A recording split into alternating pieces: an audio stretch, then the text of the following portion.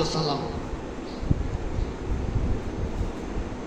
আবু হুরায়রা রাদিয়াল্লাহু তাআলা আনহু থেকে বর্ণিত, আল্লাহ রাসূল সাল্লাল্লাহু আলাইহি ওয়াসাল্লাম বলেছেন, ইন্না ফিল জুমআতি লাসাআত, নিশ্চয় জুমার দিনের সময়টা এমন একটি মুহূর্ত, লা ইউয়াফিকুহা,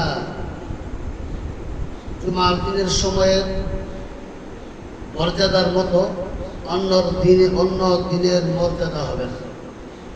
আব্দুল মুসলিমুন ইয়াসআলুল্লাহ ফিহি খায়রা, যদি কোনো মুমিন বান্দা জুমার দিনে আল্লাহর নিকট কোনো কিছু চায়, ইল্লা আতাহু ইয়াহু, কেবল আল্লাহ তাআলা তাকে দান করবেন।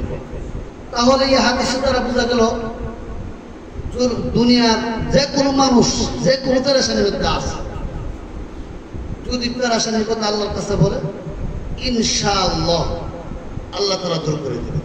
এই জন্য আমরা যেন ভাই ছাত্র ভাইয়েরা সকলেই আল্লাহর নিকট এই জুমার দিনে আমরা যে আল্লাহর নিকট ইস্তিগফার করতে পারি, আল্লাহ তাআলা আমাদেরকে তৌফিক দান করুক।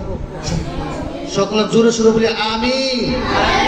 আল্লাহ আমাদেরকে উলামায়ে তুলাবা হিসেবে কবুল করুক, ওয়ারাসাতুল আমবিয়া হিসেবে কবুল করুক, সকলকে আমার ইলমে লাদুনী দান করুক।